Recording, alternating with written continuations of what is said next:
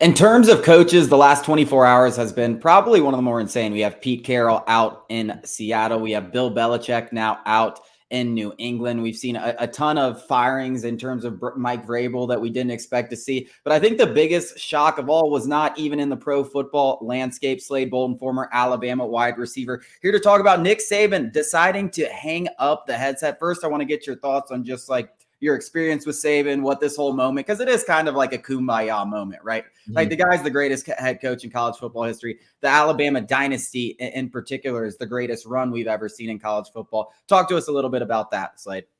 Well, my initial reaction was just wow. Like I knew this day was coming. I just didn't think it was going to happen yesterday. You can have all the different types of speculations, whether, he's getting old, the change in the game and how college football is going moving forward, whether he was wanting to deal with that or not. It could be some personal reasons. I don't know. Me and some of my buddies and former teammates were coming up with our own speculations, but I'm just thankful and honored and blessed to have been part of such a great, dynasty and legacy, and just be a part of not only being a part of his uh, legacy and success, but also contributing to that in some form or fashion. Some guys contributed more than me, but I am thankful for just to be a part of that. And it was an amazing 4 years, and uh, I have so much love and respect for him and his family. So it's sad to see him go, but I'm happy that he was able to make a decision that's best for him. Yeah, I grew up a UGA fan, went to LSU, as you know, so I've always been on the receiving end of Saban's dynasties, and it hasn't been fun. But I am not of the opinion. If I had it my way, he would still be at in Tuscaloosa. He's good for the game. He is college football. College football is Nick Saban. It is sad that it is possible the landscape of college football kind of forced his hand, where the NIL, the transfer portal, all that jazz. It is really sad. I wanted to bring up one thing, and it's just how special he is. I saw something that every single class of his, freshman, junior, or freshman, sophomore, junior, senior, at some point in time won a national championship. In 17 years, every single class won at least one national championship. Talk us through your national championship. Yeah. I mean, that is crazy. And I mean, he's got so many different stats that are wild to even look at. But like you said, like college football won't be the same. It's not the same anyways, but just not having Coach Saban be out there on every Saturday it's going to be different. But it's cool. I didn't even think about, but me and my buddies, former teammates were talking in a group message. But we were on the last national championship team of his era, so it is kind of wild. I was hoping to be on the last national championship in 21. That was kind of the hope for me, but it was an incredible experience. I mean, have so many memories. Most of my memories with Coach are him, getting on my tail and giving me a little butt chew in here and there, and whether I deserved it or not. But I definitely got some cool memories, and I spoke about this before, but I think my favorite memories being with Coach is just used to be back there for punt return during practice, and that was the time where I got to speak to him the most. And I mean, he was always making jokes, laughing, being sarcastic. A lot of it was, calling me soft and different stuff like that. But I knew it was all love, and I knew he was just giving me a hard time. But he always liked to sit back there with the punt returners because he was like, he always said he liked to be beside the athletes. So, but that was the time that I really got to hang out with him the most outside of meetings and different things like that. But that was when he was definitely the most fun on the field. I think that's an interesting aspect because it's the aspect that you don't get to see unless you're in the locker room. Everyone, for the most part, saw Saban yelling on the sideline or this mean mug. And we talk about it with Arthur Smith too, right? Like they're two totally different people to the media and to the public than to who they are in real life. But Nick Saban, I think we did get to see a little bit of the softer side of him this season. And maybe he knew that it was coming to the end. Maybe he didn't know it was going to be at the end of the season, or maybe this was all pre-planned. From what I read, he was working up until the moment, literally like hours before. He was like working on hiring a wide receivers coach and stuff like that. And then all of a sudden, I don't know what happened, but everyone said that it caught him by surprise. I don't know how planned out this was, who they told beforehand. But it's intriguing. I did think we saw a little bit of a softer version of Saban this year, and maybe he did know the entire year that this was at the very least going to be one of his last seasons. Yeah, I mean, that's very possible. I don't know. Obviously, like I'm trying to find out. Like I wish I knew like why he decided, but knowing Coach, like he probably made a decision sometime this year, and I'm sure like there's been probably couple weeks, maybe a month time frame where they've been working on, and he's obviously in the process of helping hire a new coach. Like it's coming down to his decision. Like they might do a little interviewing here and there, but it's going to be Coach Saban's like, hey, I want this guy.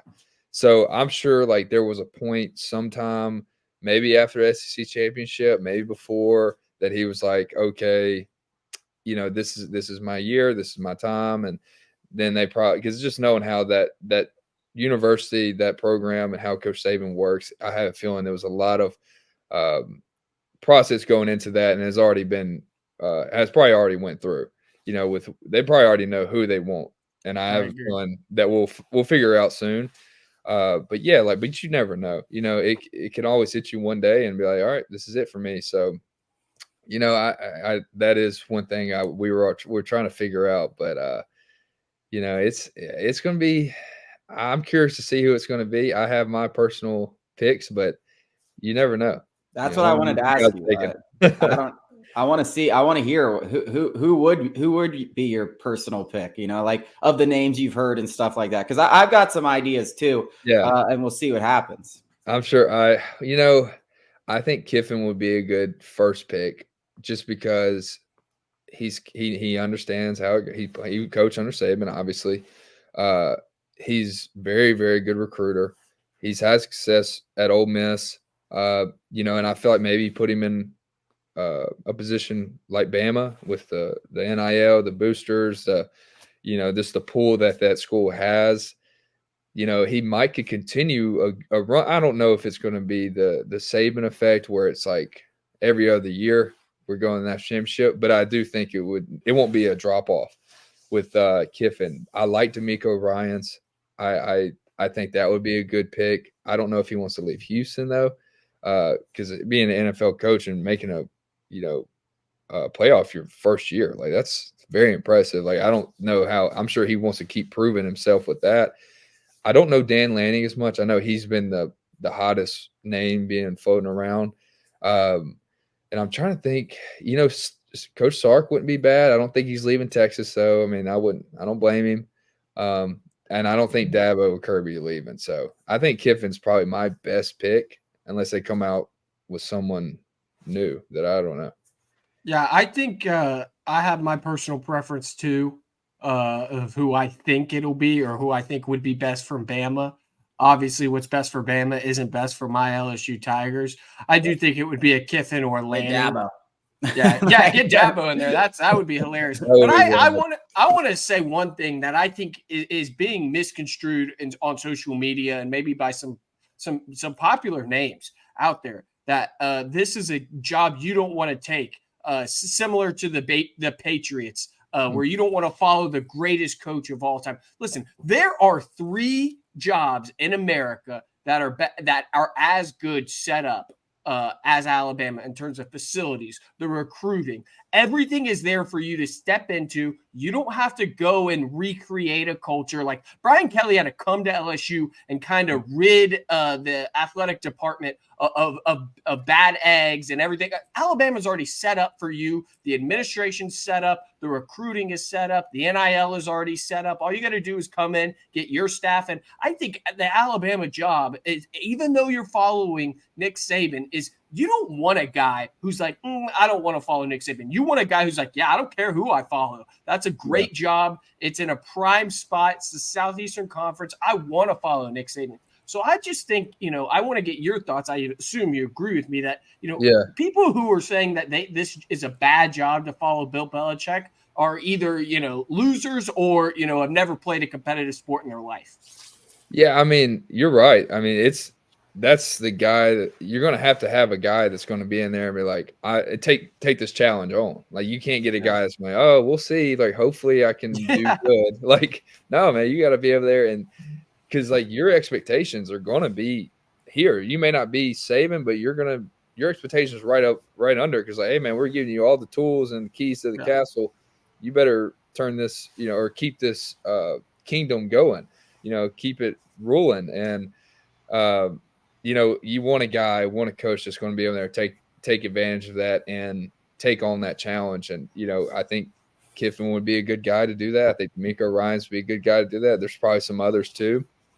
But you're right. Like you want a guy that, and if a coach is not going to want to do that, and he's going to be worried about, I can never exceed the expectations of Coach Saban. No one can. So you got to forget about that in the first place and just be like, all right, how can I continue this program to, continue greatness, continue success, and take on the challenge? And you got to have that guy. So you're right.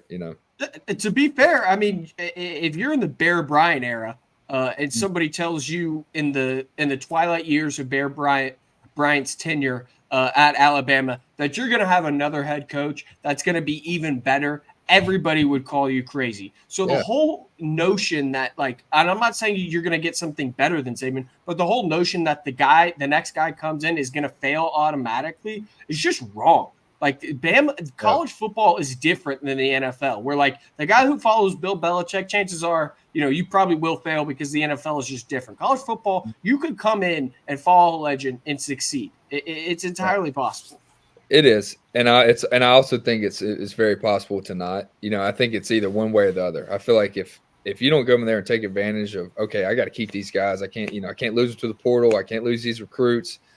I got to do this and that, I got to keep this standard going, and I got to let everybody in the building now know how we're going to operate. And it's, maybe you don't have to do it exactly how Coach did it, but do it in a way that works just as effectively. And, like I feel like you could keep it going if you do everything right and do it the right way. But if you come in there and don't, I think it could go opposite. You're absolutely right. But like the path has been set. Like Kirby Smart did a very similar blueprint in Athens. Dan Lanning is of the same tree doing something very similar in Oregon. Dan Lanning and Lane Kiffin to that extent as well. Like from the Saban tree, you kind of need somebody who's familiar with Saban to come in there and just like tweak a few things. You don't have to make major adjustments. It is your program. Make it your own. But also Saban's got this thing running like a well-oiled machine. Yeah. It doesn't need wholesale changes. I agree. No, you're right. Right.